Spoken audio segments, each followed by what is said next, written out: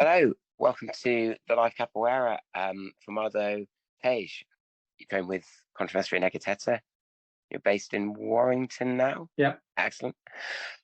So thank you very much for giving up your time to come onto the podcast. How did you discover capoeira? It was a long time ago. So the story really starts when I was around 6 and I was watching cartoons and I wanted to be like Hong Kong Fooey. So I was sat in the car with my dad going, I want to be like Hong Kong Fooey and learn to karate chop. And unbeknownst to me at the time, my dad was very good at karate before he stopped training.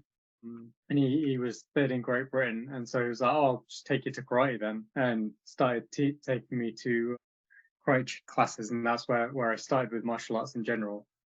And I'm just going to go through the full story because I think that's going to be more fun. And then I started, and I've got 3 older sisters, and they were like, why are you taking him to karate and not us? That's sexist. And my dad was like, you never expressed an interest. So the whole family started karate. And so like they're all varying levels and they're all very good. But then I got to uni and I got my first dan and I was competing in karate competitions. And I realized I wouldn't have the time because I was studying physics to carry on doing competitions. And I thought, I'm at uni, I'll see what else there is. And I saw all these really cool guys doing flips and things. And I thought, well, I've done karate. I know how to fight. So, I might as well learn how to look cool while doing it. Right. So I jumped into capoeira and it was really cool with all the flips and things. So my first teacher was called Edson. He's from the same group, Guardiões Brasileiros, as my teacher now. And I thought it was super cool because, like a lot of people in capoeira, I first found capoeira in Tekken, right? Eddie Gordo. So I was like, oh my God, it's Eddie Gordo. His name's Eddie and he's teaching capoeira. This is the thing for me. I can't turn this down. So that's where it all started. And then I'm going to just go on to tell you how I found my current teacher as well. So my teacher is Contramestre Negateta. And with all due respect to Eddie, he taught really good capoeira. It was really clean, but it wasn't what I was really looking for long-term martial arts. Because at the end of the day, like I'm a martial artist, I want to learn how to fight. And I felt like a lot of his style of capoeira was more aesthetic and more like for the game and things rather than for self-defense. So I moved back from university to my hometown Leeds, and I thought I'll check out the capoeira place before I go back to karate. And turned up and saw this really, really large man, and I was like, oh, what have I let myself into? This guy's like, what's he going to be doing? Anyway, so going back a little bit, I spar with my dad quite often. And I can't hit him unless he lets me. He's like 63, 64 now. I'm like 30. I've been doing martial arts. 31. I've been doing martial arts almost all my life. And yeah, he's still like insanely good. And when I was sparring with Sandro, with Contramestre Negateta, I wasn't like, playing capoeira with him. And I couldn't hit him. And he was everywhere all over me. And I was like, this is what I want to learn. This is where I am now. And then I haven't really looked back since. I've often thought, I wonder what happened if I go into a karate competition and try and, mix the 2 styles while I fight. I never pursued that, but that's my going to capoeira really.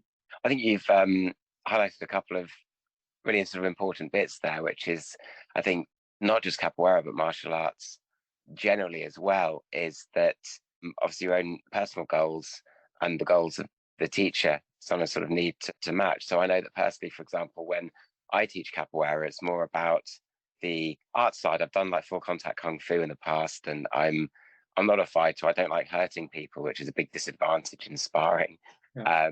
And so when I teach capoeira, I'm very much mention the martial side of it, but I'm always open with my students and say, this isn't going to be a class that's going to help with things like self-defense, because that's not how we're training. It's more about sort of thinking about the harder. And I think that's an important thing for people to think about when they're wanting to get into a particular martial art. Is it's important to think about the philosophies of the teacher and how they are, and ask those questions, because if you want a particular skill set from your martial arts class, then obviously not all teachers are necessarily going to be able to provide that for you, even within the same art form. So what sort of philosophies do you bring to the lessons that you teach? Are you very much in the same sort of vein as Uh, contrasted?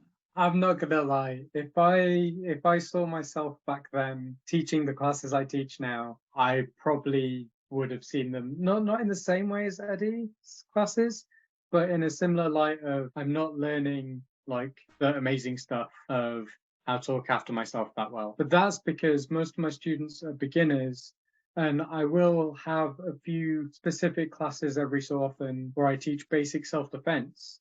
But as part of my journey in life, I've decided I'm not going to teach anybody real practicality until I really know what they're like, so that I can decide like if they're going to be, going out getting into fights, or whether they're going to be just using it for self-defense. Because I don't want to be responsible if one of my students goes out, gets in a fight, knocks somebody out, or does something that puts them in jail, and I knew that they would inclined to do that. Obviously, if they do that in self-defense, they've looked after themselves or those around them, and that's really important. But I don't want to be responsible for somebody doing something like that just like off the cuff, as you know, just somebody not being very nice. So I like to make sure I know my students before I take them down that route. Yeah. So my wife started capoeira recently, and I trust my wife with everything. So I do definitely like, I don't bring it into classes with her, but I do bring it around when we're just like relaxing. Well, not relaxing at home, but times at home of like, all right, now we're going to just work on a little bit of this and those kinds of games. But there is also, I still do some of the stuff that Sandro does, where like you have to be aware in my class. If you're running around doing the warm up and you're not paying attention, you will find a foot in your face. I'm not going to hit you, but got to make sure you can avoid it. I'll stop my foot at your face, but it'll be there and you're like, oh, you caught me out. And that also trains me a bit, because then my students go, all right, I'm going to catch you out now. And I enjoy that little game of, awareness. Because when you're walking out on the street, that's what's going to like, that's what kind of protects you, that having that awareness and realizing, oh, that person's actually too close to me, and I need to like be a bit further away from them just in case.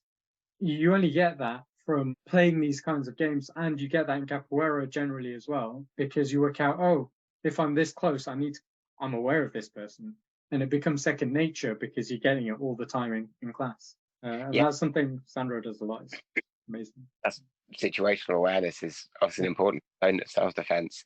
And I think another bit that you hit on there when you talked about first meeting Contramestre Negateta, he is a large guy. And I remember when I first met him was in a street toddler as part of an event in Cheltenham. And looking at him, I foolishly, I was new to capoeira at the time. I think I'd been doing it maybe a year or two. Didn't expect him to move like he did. And obviously, as soon as he got into the hod, I was blown away at his skills and technique. And I've learned a lot from him myself as well, just at events where we've had the good pleasure and good fortune to meet. And I think that's another thing that sort of capoeira gives you, is don't have those assumptions about people and be mindful that anyone can potentially surprise you. And I certainly found that with meeting Negateta. How are your classes going? I believe your groups recently got back up and running since the pandemic. Yeah, so I started up teaching. So we had the pandemic, and not too long after I met my wife and I got married. So I thought I'll start on my classes after I get married and have all that stress away. My classes are still really small at the moment, mostly because I'm quite busy with, I've got a permanent job at the lab now, so I'm quite busy with work and things. So finding times to advertise isn't, the easiest. And also I'm going away quite a bit with work in the last like month and this month. So I'm kind of holding off a little bit on pushing the Instagram and everything until I know I can teach consistently, because I don't want to teach somebody for 2 weeks, then go off and be like, oh, you're on your own for 2 weeks and then come back. I like to be a bit more consistent than that. That makes sense. I remember you telling me at an event that one of your goals was to be the first Sikh capoeira mestre. Is that still on your life bucket list? Yeah, it's still an aspiration. So where I am is in our group, my grade is one before professor. And I know that's a really big step. And I think if I get to professor within the next like 3 to 5 years, I can probably achieve that goal of being the first Sikh mestre. But if someone else is out there and goes, "Oh no, you haven't heard of Mestre," and then gives me a name, that's fair enough. Like, I'll be the second or the third. But I think it'd be really good to bring capoeira to like the Sikh community, if I'm honest, because a lot of the cultural aspects are quite similar. Like some of the beat patterns you hear in capoeira music and in the stuff we do for like our wedding preparations and things, and the call and responses and things, and all the singing. It's yeah. I mean, even a pandero is an Indian instrument. Let's be honest. So yeah. And also, I think my faith is quite underrepresented in society generally. But to be fair, there's not many of us. But a lot of people don't know about us. And I think there's a lot of like richness that we should be sharing with the world as Sikh people that we're not necessarily doing or trying to do. I don't know. Some people do, some people don't. This is a very different topic though. But I think that's something that capoeira offers as well to the world, of that kind of cultural exchange, because obviously Brazilian culture is very different to the UK, and obviously even within the UK we've got a lot of different cultures within that, and I think there's always value in just exploring those, because even if there isn't anything that necessarily you want to take, or it's just enriches your life to just see the other cultures and varieties. Varieties the spice of life, basically, and I think it's Yeah. greatly representing. So, what's the path to becoming professor in the next 3? I think for me, the way I see the way my teacher works is, well, there are some very key things that I need to learn properly as a minimum, and that's being able to play the regionaltoques on the berimbau, so I can play them like a reasonably like professional level. Where if someone gives me a berimbau and a hod for a capoeira regional hoda and says, "Oh, play Benguela or something," I can do that and sing and do everything like as I should.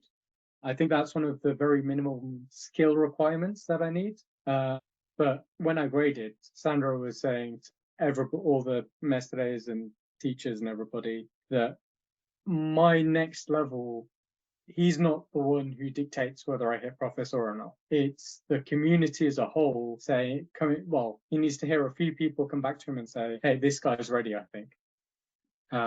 Currently, my capoeira, like training for myself, I'm still looking after my body, but I'm not training capoeira as much as I'd like to be, because I'm working out my balance of life after getting married and trying to find where I can fit events in to improve myself, where I can find time in the week to practice my berimbau and things like that. Because at the moment, I'm only practicing berimbau when I'm teaching a class, which my level is not good enough.